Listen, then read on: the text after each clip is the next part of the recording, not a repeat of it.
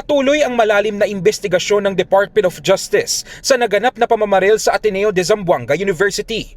Ayon kay Justice Secretary Frederick Vida, tinitignan ng ahensya ang lahat ng posibleng anggulo sa insidente, kabilang ang posibilidad ng mentoring o impluwensya mula sa ibang tao na maaaring nakausap o naka-engage ng suspect bago ang pamamaril.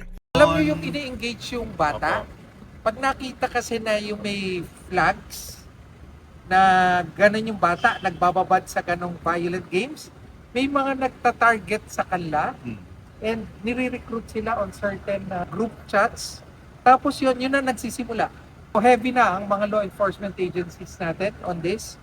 We're pursuing all these leads, no?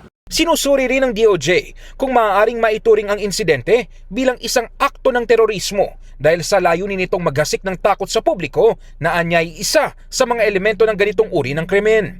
On the aspect of it being a terrorist act, definitely, nakikita naman because the purpose of terrorism is to sow fear. Pag nakita nyo, that element of creating fear on the public, it's present, no?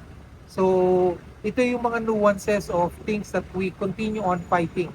Kasabay ng investigasyon, umapila si Vida sa publiko at media na magpigil sa pag-share ng mga marahas na video online upang maiwasan ang copycat incidents o yung paggaya ng iba sa ganitong uri ng karahasan.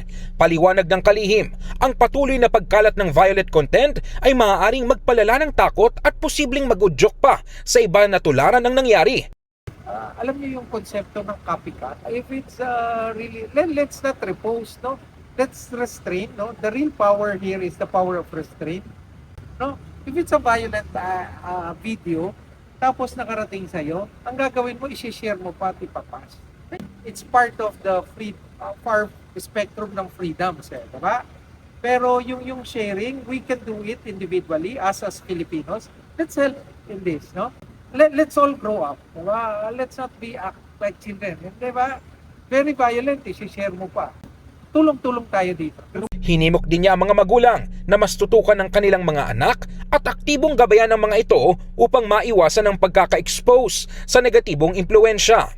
Tiniyak ng DOJ na handa ang kanilang field office na tumanggap at aksyonan ng anumang kasong ihahain kaugnay ng insidente.